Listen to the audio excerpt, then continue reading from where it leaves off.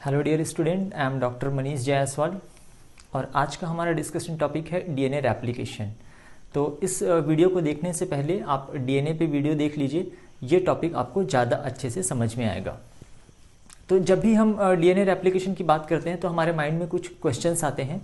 ये क्वेश्चंस हैं लाइक कि what is replication, why replication occur, when it occur, where does it occur and how it अकर।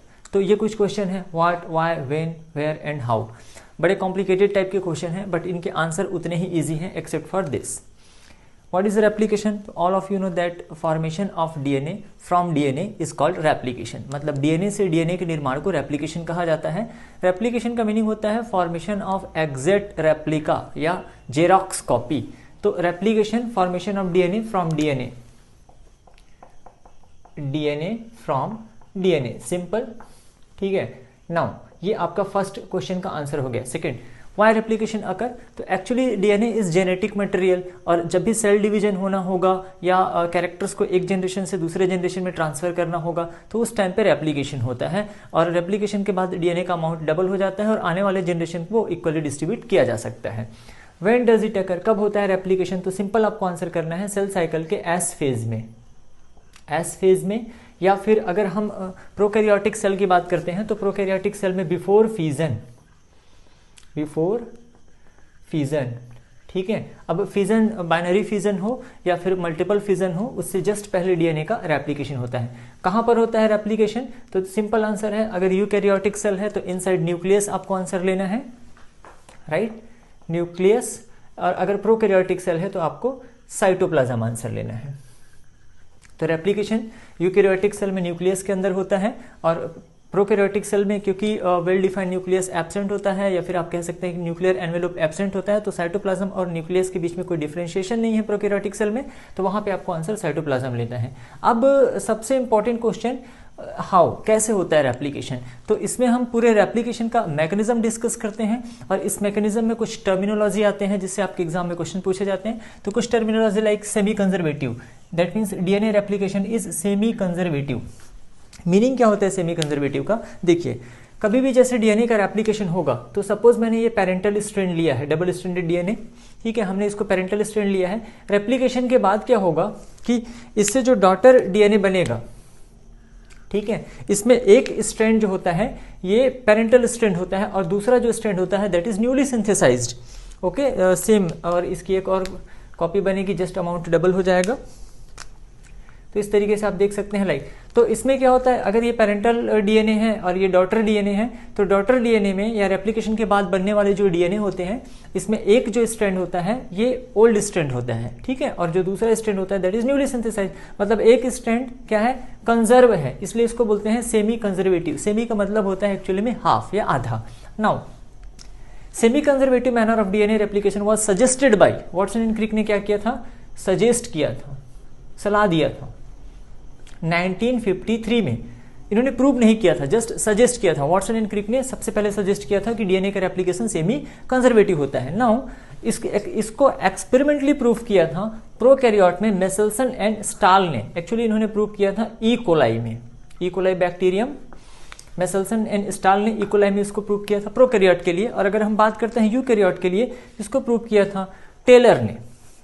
क्योंकि हम eukaryote की बात कर सकते हैं तो इसमें आप बोल सकते हो कि semi conservative replication of chromosome, chromosome was proved by Taylor. Experimental material क्या था टेलर का, तो आपको पता होना चाहिए, ये था आपका Vicia faba, that is also called broad bean, broad bean, with the help of radio active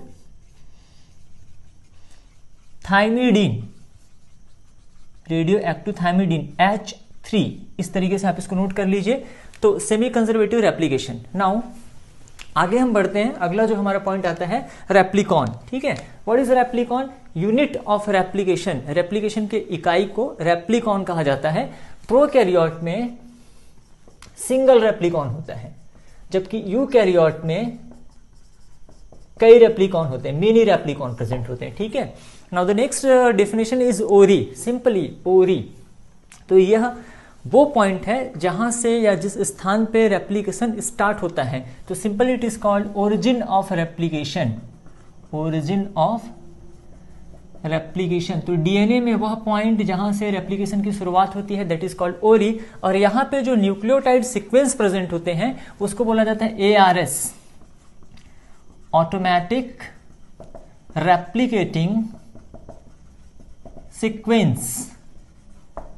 मतलब ओरी पे जो न्यूक्लियोटाइड प्रेजेंट होते हैं they are called ARS, automatic replicating sequence. Now replication is bidirectional. Suppose हम एक यहाँ पे डीएनए बना लेते हैं, इस तरीके का हमने डीएनए बनाया है, तो जो ओरी पॉइंट होता है, जिस पॉइंट पे हम ओरी ले रहे हैं ओरिजिन ऑफ रेप्लिकेशन, यहाँ पे मैं इस पॉइंट पे ले रहा हूँ ओरिजिन ऑफ रेप्लिकेशन, तो इस पॉइंट से दोनों डायरेक्शन में रेप्लिकेशन होता है, क्योंकि हमको पूरे अमाउंट ऑफ डीएनए को रेप्लिकेट करना है, total amount of DNA get replicated, तो पूरे अमाउंट को रेप्लिकेट करना है, तो ये दोनों डायरेक्शन में चलता है। So replication is called bidirectional. अब एक टर्म आता है रेप्लिकेशन फोर्क। होता क्या है, जहां पे रेप्लिकेशन स्टार्ट होता है, जहां से जिस पॉइंट से रेप्लिकेशन स्टार्ट होता है, तो वहां पे एक वायर शेप स्ट्रक्चर बन जाता है। लाइक अगर मैं जैसे डीएनए को इस तरीके से यहां पे बना लेता हूं, राइट, तो अगर मैंने इमेजिन किया कि इस पॉइंट पे रेप्लिकेशन स्टार्ट हो रहा है, ठीक है, तो इस पॉइंट को थोड़ा सा अगर मैं और ज्यादा एक्सटेंड करता हूं तो इट्स लुक लाइक दिस, ये कुछ इस तरह से दिखाई देगा, ठीक है, ये वाले पॉइंट को, ठीक है, या अगर नीचे वाले पॉइंट को भी हम करते हैं तो इट लुक्स लाइक दिस। इसके बाद वाला डीएनए क्या रहेगा, ट्विस्टेड ही रहेगा। तो जिस पॉइंट पे रेप्लिकेशन स्टार्ट हुआ है उस पॉइंट को आप बोलते हो replication, origin of replication suppose ये है, तो यहां पे जो वायर शेप स्ट्रक्चर दिख रहा है, वायर लाइक स्ट्रक्चर दिख रहा है, उसी को बोला जाता है रेप्लिकेशन फोर्क। नाउ अगला जो हमारा डेफिनेशन है एक्टिवेशन ऑफ न्यूक्लियोटाइड, तो that is also very important. जो न्यूक्लियोटाइड होते हैं, डीएनए इज अ पॉलीन्यूक्लियोटाइड, ठीक है, तो डीएनए में जो न्यूक्लियोटाइड प्रेजेंट रहेगा उनका एक्टिवेशन कैसे किया जाता है, तो जो भी मोनोफॉस्फेट के फॉर्म में होता है, for example deoxy adenosine monophosphate, तो दो इनऑर्गेनिक फॉस्फेट की हेल्प से ये क्या हो जाएगा, साथ में इसमें एनर्जी की भी रिक्वायरमेंट होगी, ठीक है, ये ट्राईफॉस्फेट में चेंज हो जाता है, डीऑक्सी एडिनोसिन ट्राईफॉस्फेट, ठीक है। ऐसे ही बाकी न्यूक्लियोटाइड जो डीएनए में प्रेजेंट होते हैं, for example deoxy guanosine monophosphate, same change हो जाएगा डीऑक्सी गुआनोसिन ट्राईफॉस्फेट में, डीऑक्सी साइटोसिन मोनोफॉस्फेट ये चेंज हो जाएगा आपका डीऑक्सी साइटोसिन ट्राईफॉस्फेट में, and the last deoxy thymidine monophosphate will change two deoxy thymidine triphosphate. तो इस तरीके से मोनोफॉस्फेट का ट्राईफॉस्फेट में एक्टिव होना या फिर मोनोफॉस्फेट का ट्राईफॉस्फेट में चेंज होना is called activation of nucleotide. Enzyme किसकी रिक्वायरमेंट होगी, तो this process is called phosphorylation, क्योंकि इसमें फॉस्फेट ग्रुप क्या हो रहा है, ऐड हो रहा है, तो एंजाइम की जो रिक्वायरमेंट होती है that is called phosphorylase enzyme. Phosphorylation के लिए फॉस्फोरिलेज एंजाइम की रिक्वायरमेंट होती है। नाउ अब हम डीएनए रेप्लिकेशन का सबसे इंपॉर्टेंट पार्ट डिस्कस करेंगे, वो है कि हमें डायरेक्शन चूज करना होता है कि कहाँ और कब कैसे हम 5 प्राइम डायरेक्शन लें या 3 प्राइम डायरेक्शन लें। तो सिंपली देखिए, इस मेथड से अगर आप बनाएंगे या कभी भी एग्जाम में डीएनए रेप्लिकेशन से रिलेटेड क्वेश्चन आता है तो सबसे पहले आपको क्या करना है, ठीक है। अब हमारे पास 2 डिजिट है 53 या फिर 35, दोनों में से बड़ा कौन सा दिख रहा है आपको, 53 दिख रहा है। तो डीएनए रेप्लिकेशन के लिए मैं 53 को चूज करूंगा। एक बार हमने इसको यूज कर लिया, दोबारा जब हम अगला प्रोसेस डिस्कस करेंगे दैट इज ट्रांसक्रिप्शन, तो ट्रांसक्रिप्शन के टाइम पे हम 35 को चूज करेंगे। Is it okay. तो सबसे पहले एक काम करिए आप, जैसे कि ये डीएनए हमको दिखाई दे रहा है, तो डीएनए में ये पॉइंट मैंने ओरी लिया है that is origin of replication. इसको थोड़ा इस तरीके से बना लेता हूं मैं, इट इज लाइक दिस। ये डबल स्ट्रैंडेड डीएनए हमने ले लिया सिंपल, राइट। तो यहाँ पे मैंने लिख दिया 5 और 3, 53 हो गया हमारा। दैट मीन्स ये 5 प्राइम डायरेक्शन है, तो इसके अपोजिट में क्या होगा, 3 प्राइम डायरेक्शन होगा। ये 3 प्राइम है तो ये क्या होगा आपका 5 प्राइम होगा, सिंपल। अब क्या करना होता है हमको, ये डायरेक्शन हमने चूज कर लिया, ठीक है, ओके। नाउ अब देखिए एंजाइम्स के बारे में बात करेंगे, तो थोड़ा सा इसमें समझने की कोशिश करिए। लाइक जैसे कि ये हमारा डीएनए है जो आपको दिख रहा है, ठीक है। तो ये जो डीएनए है ये डबल स्ट्रैंडेड है, इसमें कोई पॉइंट है जहां से रेप्लिकेशन स्टार्ट होना है, that point is called origin of replication. तो ये डबल स्ट्रैंडेड डीएनए जो कि हेलिक्स के फॉर्म में है, इसको ओपन करना होगा कुछ टाइम के लिए। हमको इसको क्या करना है, सिंगल स्ट्रैंडेड करना है, जब तक कि उस पोर्शन का रेप्लिकेशन ना हो जाए। एज वेल एज आपको ये भी ध्यान रखना है कि पूरा का पूरा डीएनए एक साथ ओपन नहीं होता, ठीक है। जैसे जैसे रेप्लिकेशन कंप्लीट होते जाता है पार्ट का या सेगमेंट का, वैसे वैसे डीएनए ओपन होते जाता है। तो यहाँ पे हम देखते हैं कि जैसे ये सेगमेंट मैंने यहाँ पे ओपन कर लिया। अब एंजाइम का क्या रोल होता है, हम इसमें रेप्लिकेशन फोक बना देते हैं। जैसे कि ये पॉइंट मैंने अगर ओरी लिया है तो इसको थोड़ा सा वाई शेप कर लेते हैं, ठीक है। तो ये मैंने इसको थोड़ा वाई शेप कर लिया है, सिंपल 5 प्राइम है तो ये होगा हमारा 3 प्राइम, और ये 3 प्राइम है तो ये क्या होगा 5 प्राइम होगा। Is it okay, clear? Now see this is called ओरी, ओरिजिन ऑफ रेप्लिकेशन, ठीक है।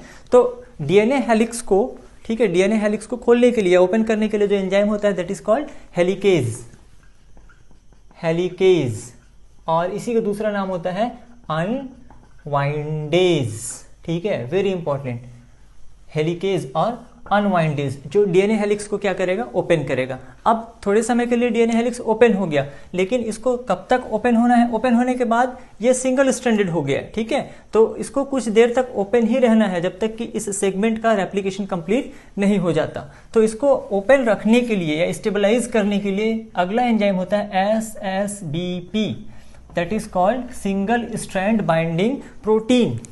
It stabilize the single stranded DNA, ये सिंगल स्ट्रैंडेड डीएनए को स्थिर करके रखता है ताकि फिर से वो ट्विस्ट ना हो जाए या फिर से वो डबल स्ट्रैंडेड ना हो जाए। हेलिकेज ने तो अपना काम कर दिया, ठीक है। उसके बाद का वर्क होता है SSBP का, single strand binding protein. Now जब हम इसको ओपन करते हैं, इज इट ओके, ओपन करते हैं तो मेरे हाथ वाले पॉइंट पे आप देखिए, जहां पे मेरा हाथ रखा हुआ है, तो इस दोनों पॉइंट पे टेंशन क्रिएट हो रहा है। इस टेंशन के कारण इसके ऊपर का भाग, हाथ के ऊपर का भाग, या फिर हाथ के यहाँ पे नीचे वाले हाथ के नीचे का भाग क्या हो सकता है, सुपर क्वाइल्ड हो सकता है। या फिर आप बोल सकते हैं कि क्वाइलिंग का जो टेंशन है इसको रिड्यूस करने के लिए यूकैरियोट में होता है टोपोआइसोमेरेज,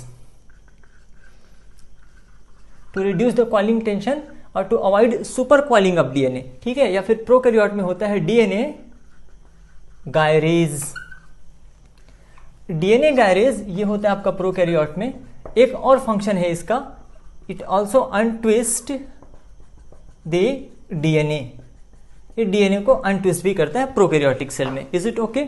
नाउ अब हम बात करते हैं, इस तरीके से ये हमारा डीएनए ओपन हो गया है। अब हमको स्टार्ट करना है डीएनए की सिंथेसिस। न्यूक्लियोटाइड को ऑलरेडी हमने एक्टिव करके रखा हुआ है, ठीक है। तो डीएनए सिंथेसिस से पहले आपको अगर ध्यान होगा कि दही जमाने से पहले हमको क्या करना होता है, कर्ड फॉर्मेशन से पहले इनोकुलम या स्टार्टर की रिक्वायरमेंट होती है, जो हम अड़ोस पड़ोस में या किसी से भी मांगते हैं, डिपेंडिंग अपॉन कि पड़ोसी कैसा है हमारा।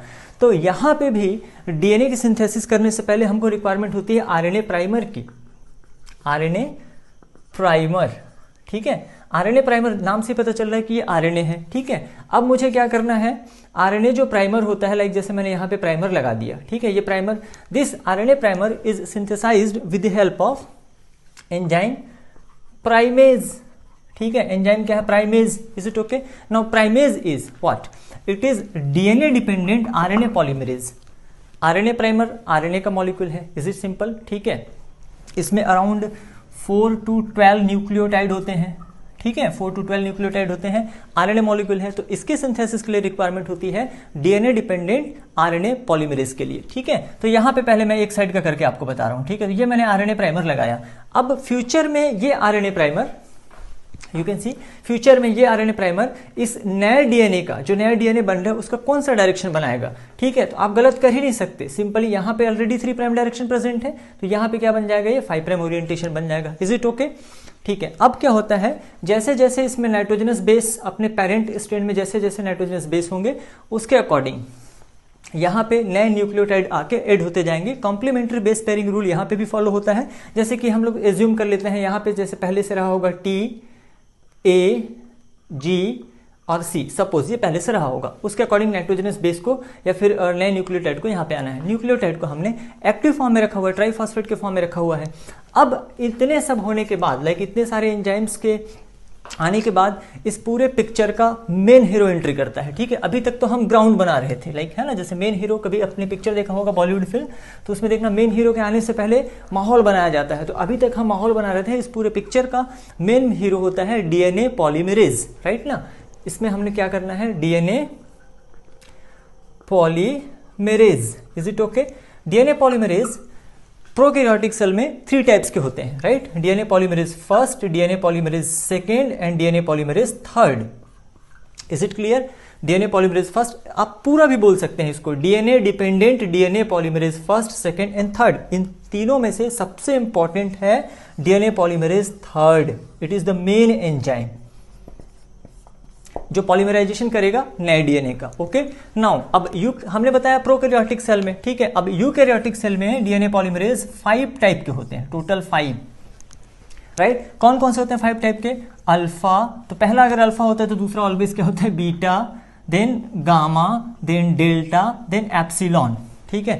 हम बात करें यूकैरियोटिक सेल की, तो यूकैरियोटिक सेल में हमको मिलते हैं डीएनए पॉलीमरेज 5 टाइप के टोटल। 5 टाइप में से भी सबसे इंपॉर्टेंट और मेन डीएनए पॉलीमरेज होता है आपका डेल्टा। यू कैन से कि जो डीएनए पॉलीमरेज डेल्टा है यूकैरियोट का, it is equivalent to DNA polymerase 3rd main polymerization enzyme. अब ये सारे डीएनए पॉलीमरेज जो होते हैं नए स्ट्रैंड की सिंथेसिस कौन से डायरेक्शन में करेंगे? तो ये भी बहुत सिंपल है, आप मुझे बताइए। ये ऑलरेडी आपके पास क्या है? 5 प्राइम डायरेक्शन है। तो इसके बाद मैं जब इसमें न्यूक्लियोटाइड ऐड करूंगा, जैसे टी के अपोजिट में ए एडेनिन, ए के अपोजिट में टी, जी के अपोजिट में सी, सी के अपोजिट में क्या आएगा आपका? जी, ठीक है। तो इनिशियली ये न्यूक्लियोटाइड के फॉर्म में आएंगे, ठीक है, जैसे कि डीऑक्सी एडिनोसिन ट्राइफॉस्फेट। अब ट्राइफॉस्फेट के फॉर्म में आया है, हमको यहाँ पे ऐड क्या करना है? मोनोफॉस्फेट के फॉर्म में ऐड करना है, मतलब DAMP ऐड करना है। Is it okay?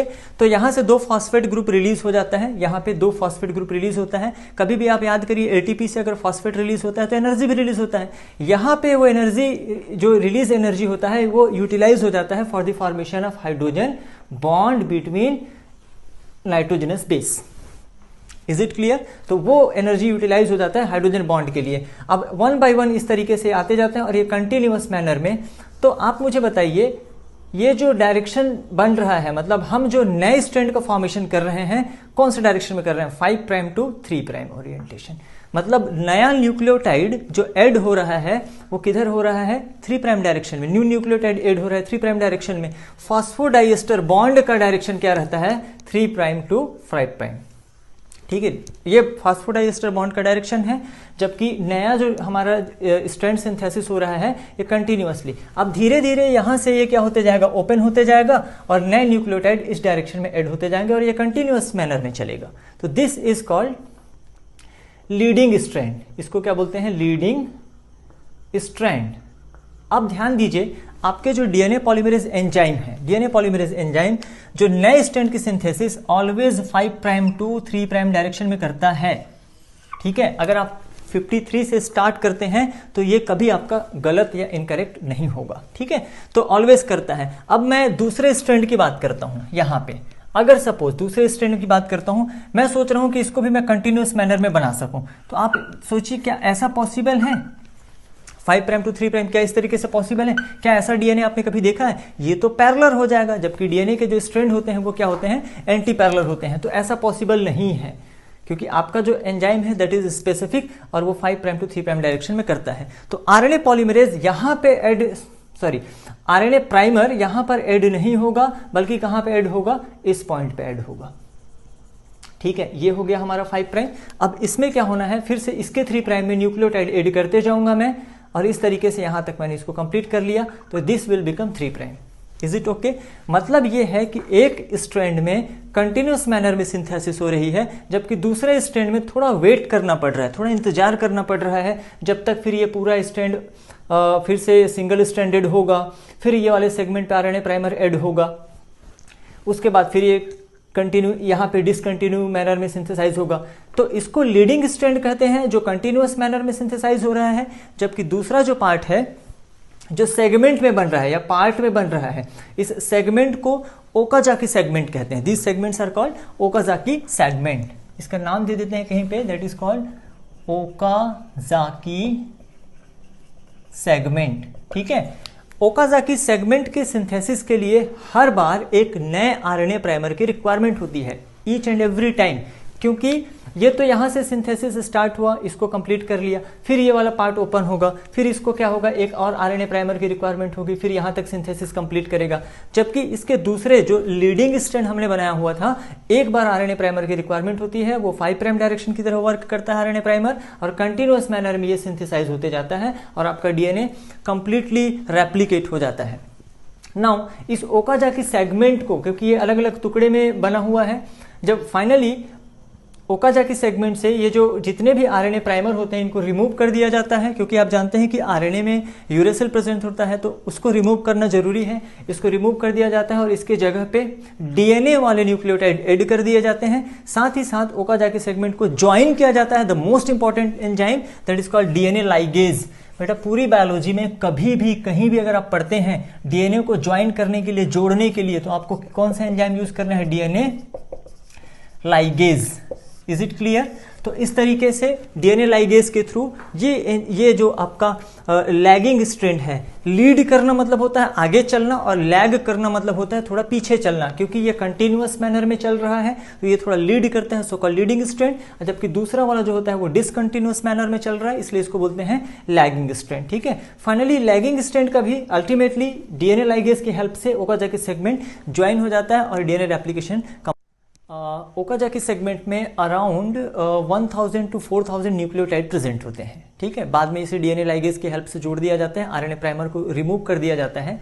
DNA replication में अगर किसी भी टाइप का एरर हो जाए, राइट ना, कोई भी दिक्कत हो या एरर हो जाए या मिस्टेक हो जाए, गलती हो जाए, तो उससे ऑर्गेनिज्म में म्यूटेशन हो सकता है। डीएनए अगर चेंज हो जाएगा तो वो म्यूटेशन हो सकता है जो कि हार्मफुल भी हो सकता है, मे बी बेनिफिशियल भी हो सकता है। बट ज़्यादातर केसेस में ये कोशिश की जाती है कि रेप्लिकेशन में कोई एरर नहीं होना चाहिए, और अगर इन केस कोई मिसमैच न्यूक्लियोटाइड आ गया है तो उसको proof reading, the last step of DNA replication is called proof reading. Proof reading के माध्यम से उस डिफेक्टिव न्यूक्लियोटाइड को रिमूव करके उसके जगह पे सही न्यूक्लियोटाइड फिट कर दिया जाता है। अब एक बात और बच गई, दैट इज कि डीएनए रेप्लिकेशन को सेमी डिसकंटिन्यूअस भी कहा जाता है। सेमी डिसकंटिन्यूअस कहने का मतलब है कि एक स्ट्रैंड जो है कंटिन्यू मैनर में बनता है और दूसरा स्ट्रैंड जो होता है डिसकंटिन्यू मैनर में बनता है, इसलिए इसको सेमी डिसकंटिन्यूअस कहा जाता है। तो ऐसा मैं उम्मीद करता हूं कि आपको ये वीडियो समझ में आया होगा। That's all for this video and will discuss in the next video. Thank you for watching. Thank you very much.